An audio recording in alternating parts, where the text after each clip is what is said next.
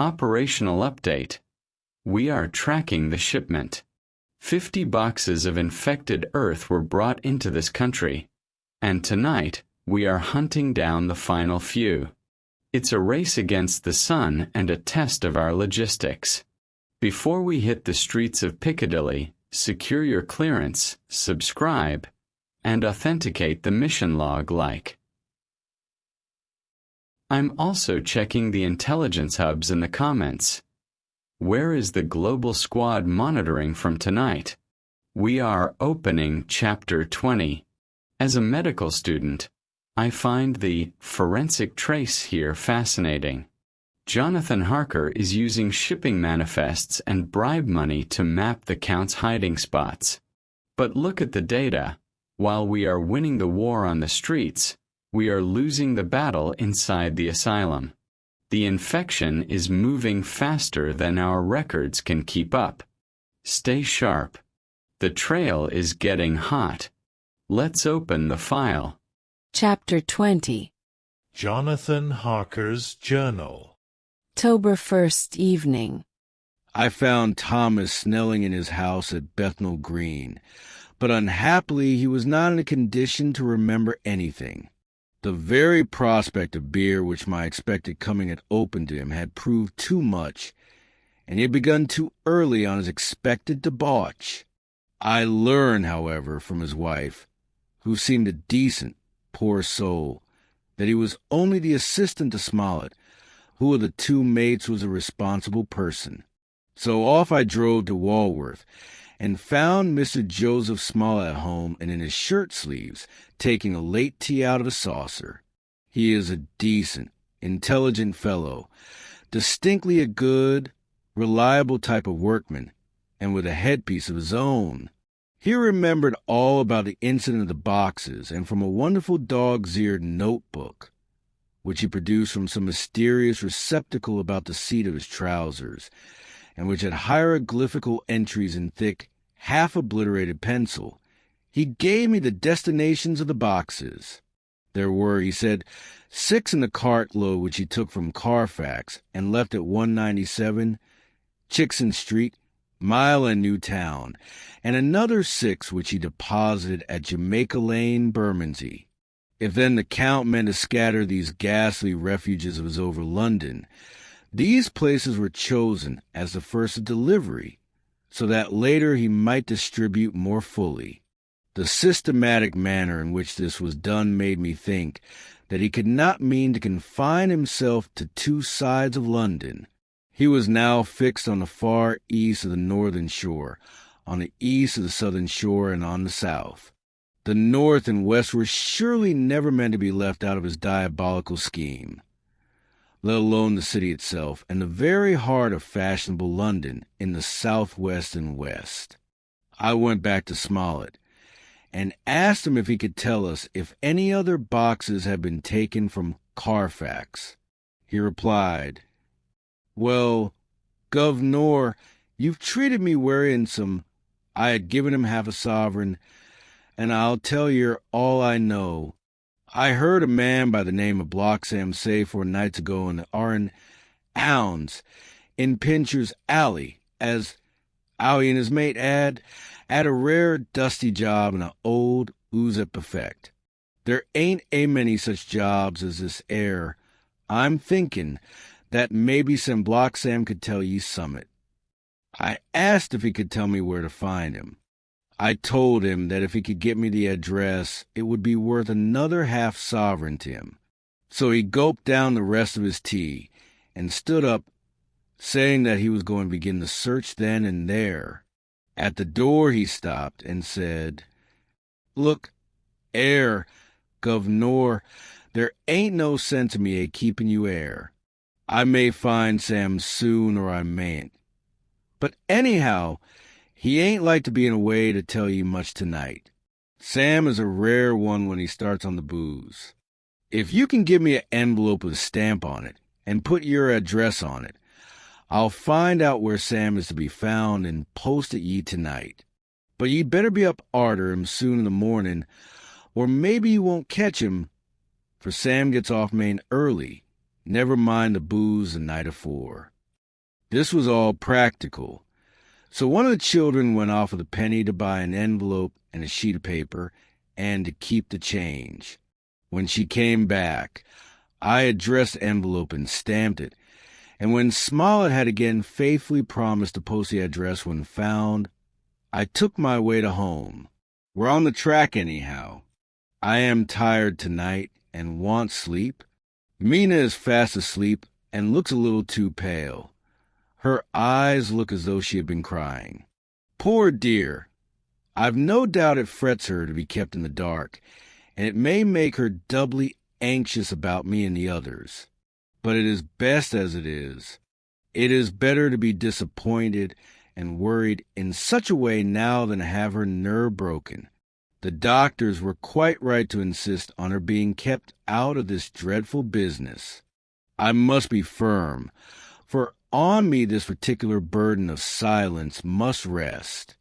I shall not ever enter on the subject with her under any circumstances. Indeed, it may not be a hard task, after all, for she herself has become reticent on the subject, and has not spoken of the Count or his doings ever since we told her of our decision. October 2nd evening. A long and trying, exciting day. By the first post I got my directed envelope with a dirty scrap of paper enclosed, on which was written with a carpenter's pencil in a sprawling hand. Sam Bloxam, Corcoran's, for Potters Court, Bartle Street, Walworth. Ours for the Depite. I got the letter in bed, and rose without waking Mina. She looked heavy and sleepy and pale, and far from well. I determined not to wake her, but that, when I should return from this new search, I would arrange for her going back to Exeter. I think she would be happier in our own home, with her daily tasks to interest her, than in being here amongst us and in ignorance. I only saw Dr. Seward for a moment, and told him where I was off to, promising to come back and tell the rest so soon as I should have found out anything. I drove to Walworth and found, with some difficulty, Potter's Court. Mr. Smollet's spelling misled me, as I asked for Potter's Court instead of Potter's Court. However, when I had found the court, I had no difficulty in discovering Corcoran's lodging-house. When I asked the man who came to the door for the Depite, he shook his head and said, I dunno him. There ain't no such a person there. I never heard of him in all my bloomin' days. Don't believe there ain't nobody of that kind livin' air or anywheres. I took out Smollet's letter, and as I read it, it seemed to me that the lesson of the spelling of the name of the court might guide me. What are you? I asked. I'm the deputy, he answered. I saw at once that I was on the right track. Phonetic spelling had again misled me. A half-crown tip put the deputy's knowledge at my disposal, and I learned that Mr. Bloxam, who had slept off the remains of his beer on the previous night at Corcoran's, had left for his work at Poplar at 5 o'clock that morning. He could not tell me where the place of work was situated, but he had a vague idea that it was some kind of a newfangled warehouse, and with this slender clue I had to start for Poplar.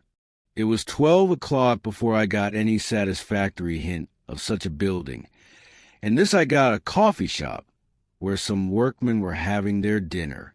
One of these suggested that there was being erected at Cross Angel Street a new cold storage building, and as this suited the condition of a newfangled warehouse, I at once drove to it. An interview with a surly gatekeeper and a surlier foreman, both of whom were appeased with the coin of the realm, put me on the track of Bloxam. He was sent for on my suggestion that I was willing to pay his day's wages to his foreman for the privilege of asking him a few questions on a private matter. He was a smart enough fellow, though rough of speech and bearing.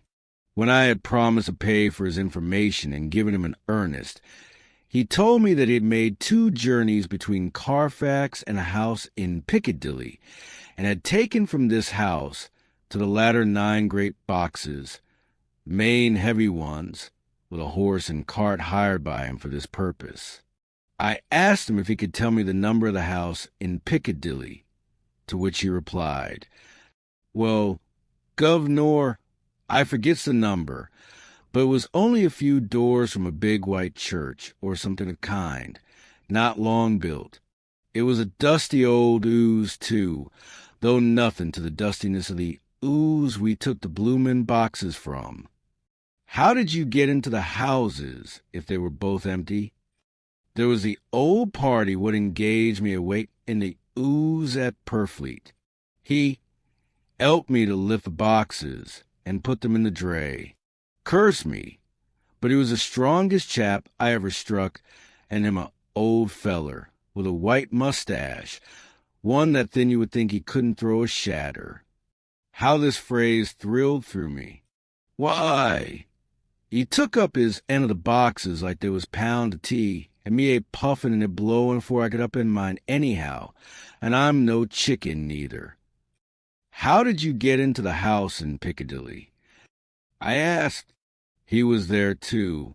He must have started off and got there afore me, for when I rung the bell, he came and opened the door hisself and helped me to carry the boxes into the hall. "The whole 9? I asked. "Yes. There was 5 in the first load and 4 in the second. It was main dry work, and I don't so well remember how I got home." I interrupted him. "Were the boxes left in the hall?" "Yes. It was a big hall, and there was nothing else in it." I made one more attempt to further matters. "You didn't have any key?" "Never used no key nor nothing. The old gent, he opened the door hisself and shut it again when I drove off. I don't remember the last time, but that was the beer." "And you can't remember the number of the house?" "No, sir, but you needn't have no difficulty about that. It's a high un with a stone front with a bow on it, and I steps up to the door. I know them steps. Even had to carry the boxes up with 3 loafers what come round to earn a copper.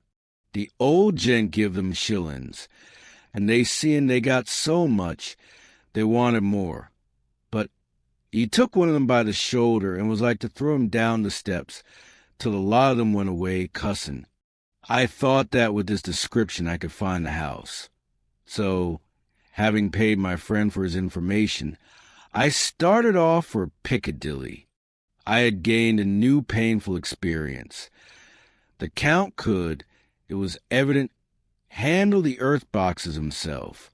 If so, time was precious, for now that it had achieved a certain amount of distribution, he could, by choosing his own time, complete the task unobserved. At Piccadilly Circus I discharged my cab and walked westward. Beyond the Junior Constitutional, I came across the house described, and was satisfied that this was the next of the lairs arranged by Dracula. The house looked as though it had been long untenanted. The windows were encrusted with dust, and the shutters were up. All the framework was black with time, and from the eye on the pane had mostly scaled away. It was evident that up to lately there had been a large notice board in front of the balcony. It had, however, been roughly torn away, the uprights which had supported it still remaining. Behind the rails of the balcony I saw there were some loose boards whose raw edges looked white.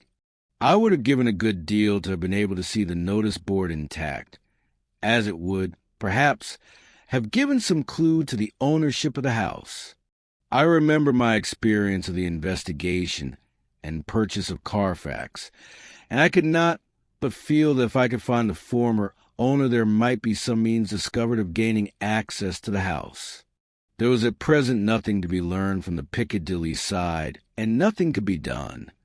So I went round to the back to see if anything could be gathered from this quarter. The mews were active, the Piccadilly houses being mostly in occupation. I asked one or two of the grooms and helpers whom I saw around if they could tell me anything about the empty house. One of them said that he heard it had lately been taken, but he couldn't say from whom. He told me, however, that up to very lately there had been a notice board of for sale up, and that perhaps Mitchell, Sons, and Candy, the house agents, could tell me something, as he thought he remembered seeing the name of that firm on the board. I did not wish to seem too eager, or to let my informant know or guess too much. So, thanking him in the usual manner, I strolled away. It was now growing dusk, and the autumn night was closing in, so I did not lose any time. Having learned the address of Mitchell, Sons, and Candy from a directory at the Berkeley, I was soon at their office in Sackville Street. The gentleman who saw me was particularly suave in manner, but uncommunicative in equal proportion. Having once told me that the Piccadilly house, which throughout our interview he called a mansion, was sold, he considered my business as concluded. When I asked who had purchased it, he opened his eyes a thought wider and paused a few seconds before replying. "It is sold, sir." "Pardon me," I said with equal politeness, "but I have a special reason for wishing to know who purchased it." Again he paused longer and raised his eyebrows still more. "It is sold, sir," was again his laconic reply. "Surely," I said, "you do not mind letting me know so much." "But I do mind," he answered. "The affairs of their clients are absolutely safe in the hands of Mitchell, Sons, and Candy." This was manifestly a prig of the first water, and there was no use arguing with him. I thought I had best meet him on his own ground, so I said, "Your clients, sir, are happy in having so resolute a guardian of their confidence. I am myself a professional man." Here I handed him my card. "In this instance I am not prompted by curiosity. I act on the part of Lord Godalming, who wishes to know something of the property which was, he understood, lately for sale." These words put a different complexion on affairs. He said, "I would like to oblige you if I could, Mr. Harker, and especially would I like to oblige his lordship. We once carried out a small matter of renting some chambers for him, when he was the Honorable Arthur Holmwood. If you will let me have his lordship's address, I will consult the house on the subject, and will, in any case, communicate with his lordship by tonight's post. It will be a pleasure if we can so far deviate from our rules as to give the required information to his lordship. I want to secure a friend and not to make an enemy." So I thanked him, gave the address at Dr. Seward's, and came away. It was now dark, and I was tired and hungry. I got a cup of tea at the Aerated Bread Company and came down to Purfleet by the next train. I found all the others at home. Mina was looking tired and pale, but she made a gallant effort to be bright and cheerful. It wrung my heart to think that I had had to keep anything from her, and so cause her inquietude. Thank God! This would be the last night of her looking on at our conferences, and feeling the sting of our not showing our confidence. It took all my courage to hold to the wise resolution of keeping her out of our grim task. She seemed somehow more reconciled, or else the very subject seems to have become repugnant to her, for when any accidental allusion is made she actually shudders. I am glad we made our resolution in time, as with such a feeling as this, our growing knowledge would be torture to her. I could not tell the others of the day's discovery till we were alone. So after dinner, followed by a little music to save appearances even amongst ourselves, I took Mina to her room and left her to go to bed. The dear girl was more affectionate with me than ever, and clung to me as though she would detain me. but there was much to be talked of, and I came away. Thank God, the ceasing of telling things has made no difference between us. When I came down again, I found the others all gathered round the fire in the study. In the train, I had written my diary so far, and simply read it off to them as the best means of letting them get abreast of my own information. When I had finished, Van Helsing said, "This has been a great day's work, friend Jonathan. Doubtless we are on the track of the missing boxes. If we find them all in that house, then our work is near the end. But if there be some missing, we must search until we find them.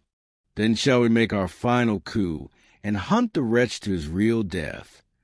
We all sat silent a while, and all at once Mr. Morris spoke. "Say, how are we going to get into that house?"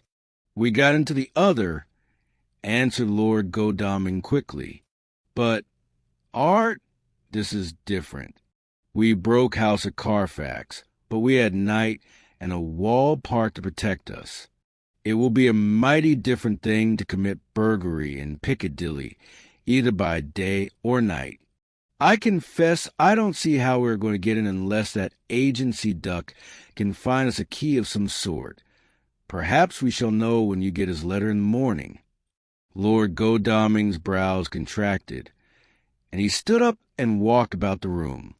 By and by he stopped and said, turning from one to another of us, "Quincy's head is level. This burglary business is getting serious. We got off once all right, but we have now a rare job on hand, unless we can find the Count's key basket. As nothing could well be done before morning, and as it would be at least advisable to wait till Lord Godalming should hear from Mitchell's, we decided not to take any active step before breakfast time. For a good while we sat and smoked, discussing the matter in its various lights and bearings. I took the opportunity of bringing this diary right up to the moment. I am very sleepy and shall go to bed. Just a line. Mina sleeps soundly, and her breathing is regular. Her forehead is puckered up into little wrinkles, as though she thinks even in her sleep. She is still too pale, but does not look so haggard as she did this morning. Tomorrow will, I hope, mend all this. She will be herself at home in Exeter. Oh, but I am sleepy." Dr. Seward's Diary. October 1st.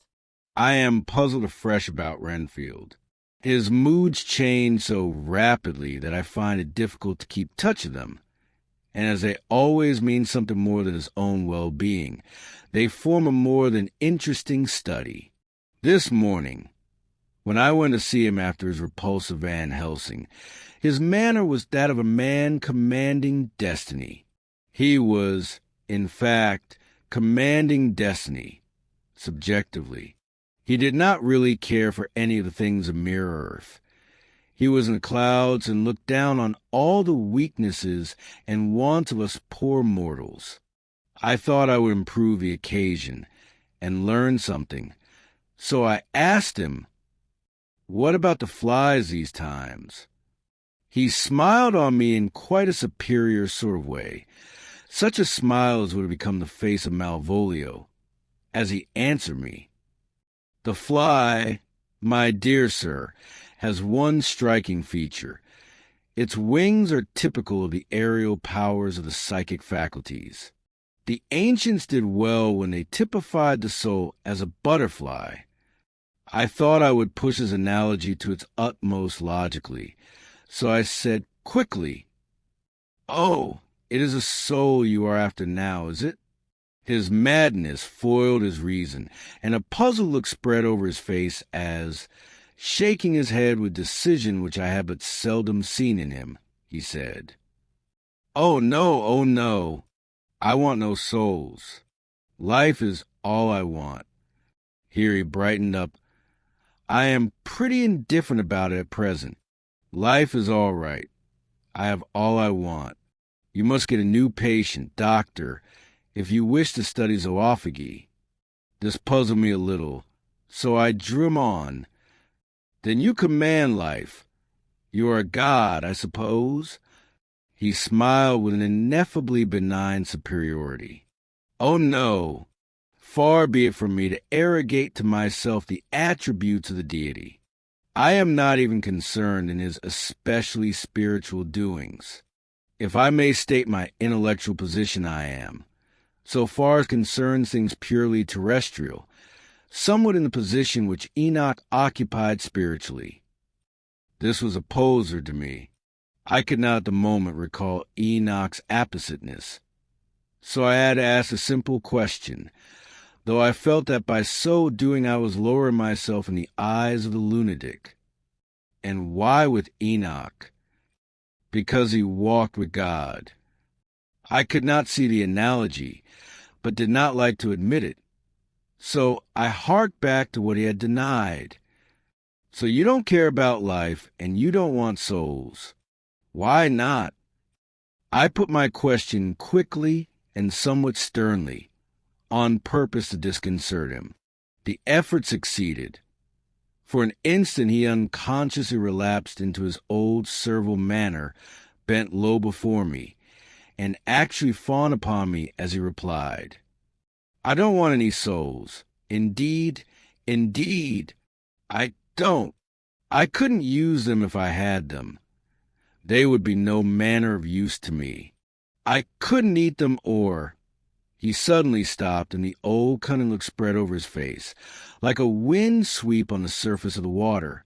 And, Doctor, as to life, what is it after all, when you got all you require, and you know that you will never want, that is all. I have friends, good friends, like you, Dr. Seward. This was said with a leer of inexpressible cunning. I know that I shall never lack the means of life.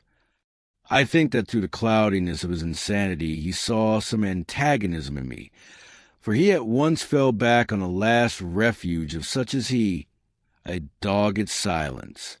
After a short time I saw that for the present it was useless to speak to him. He was sulky, and so I came away. Later in the day he sent for me. Ordinarily I would not have come without special reason, but just at present I am so interested in him that I would gladly make an effort. Besides, I am glad to have anything to help to pass the time. Harker is out, following up clues, and so are Lord Godalming and Quincy. Van Helsing sits in my study poring over the record prepared by the Harkers. He seems to think that by accurate knowledge of all details he will light upon some clue. He does not wish to be disturbed in the work, without cause. I would have taken him with me to see the patient. Only I thought that after his last repulse he might not care to go again. There was also another reason. Renfield might not speak so freely before a third person as when he and I were alone. I found him sitting out in the middle of the floor on his stool, a pose which is generally indicative of some mental energy on his part. When I came in, he said at once, as though the question had been waiting on his lips, "What about souls?" It was evident then that my surmise had been correct. Unconscious cerebration was doing its work, even with the lunatic. I determined to have the matter out. What about them yourself? I asked. He did not reply for a moment, but looked all round him and up and down, as though he expected to find some inspiration for an answer. I don't want any souls, he said in a feeble, apologetic way. The matter seemed preying on his mind, and so I determined to use it, to be cruel only to be kind. So I said, "You like life, and you want life?" "Oh, yes, but that is all right. You need worry about that." But I asked, how are we to get the life without getting the soul also? This seemed to puzzle him, so I followed it up. A nice time you'll have some time when you're flying out there, with the souls of thousands of flies and spiders and birds and cats buzzing and twittering and meowing all round you. You got their lives, and you must put up with their souls.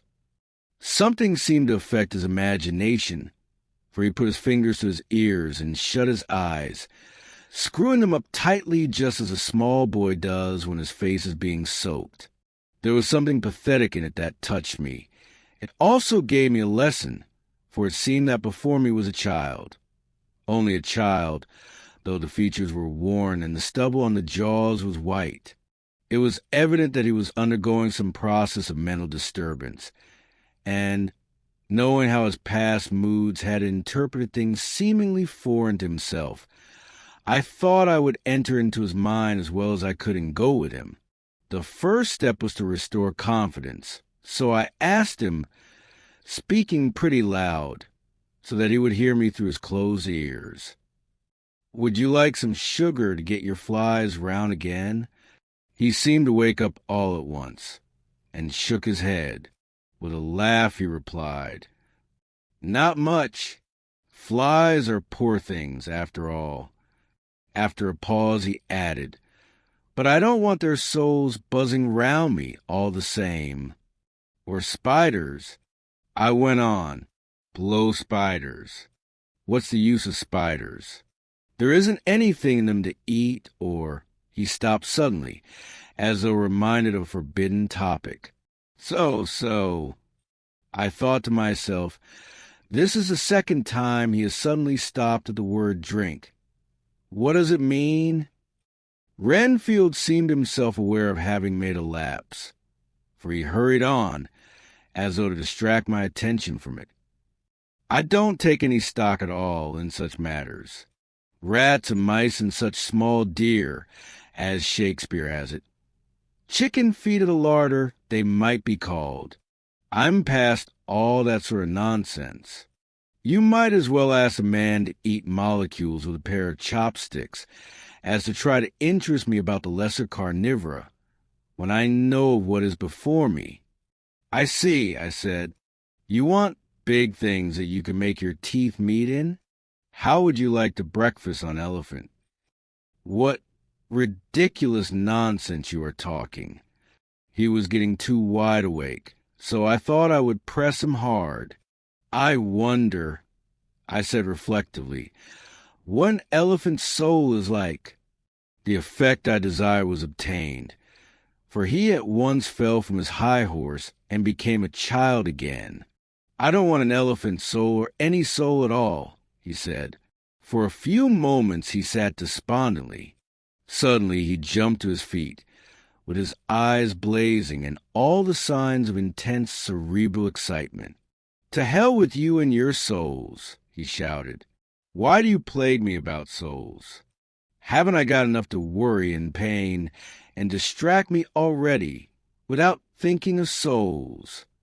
He looked so hostile that I thought he was in for another homicidal fit, so I blew my whistle.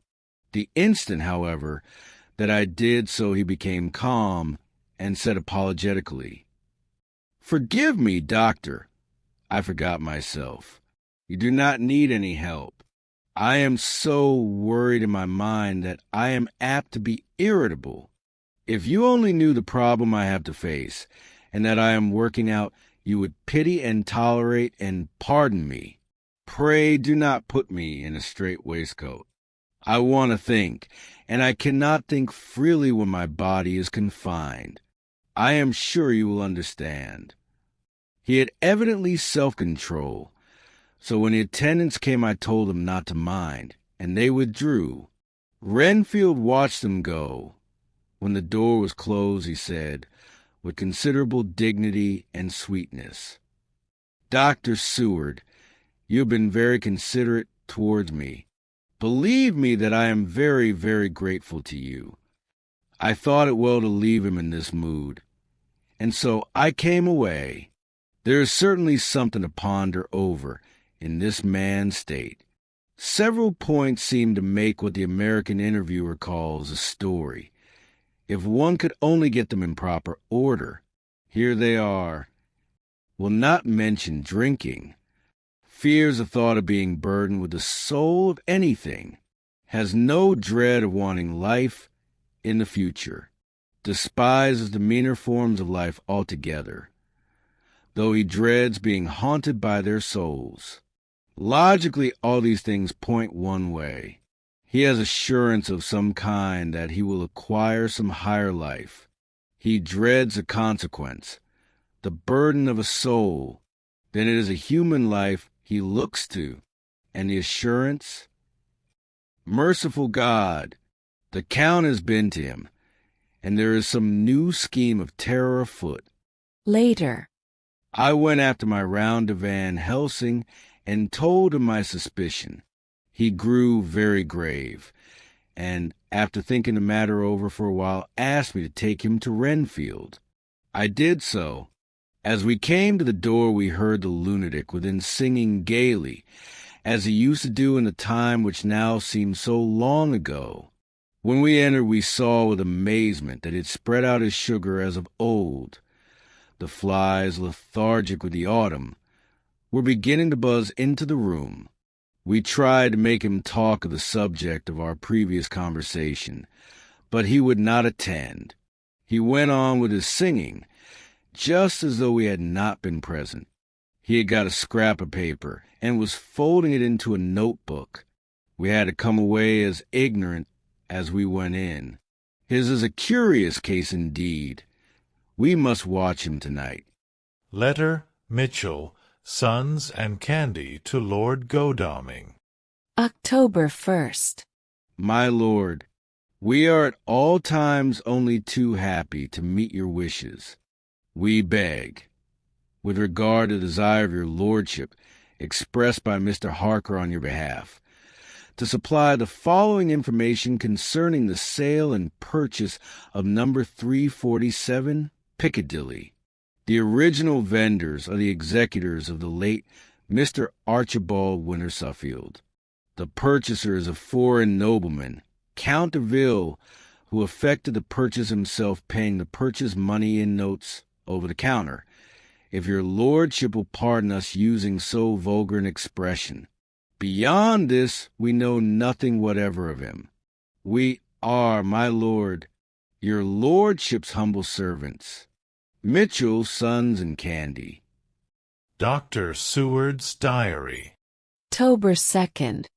I placed a man in the corridor last night and told him to make an accurate note of any sound he might hear from Renfield's room, and gave him instructions that if there should be anything strange, he was to call me.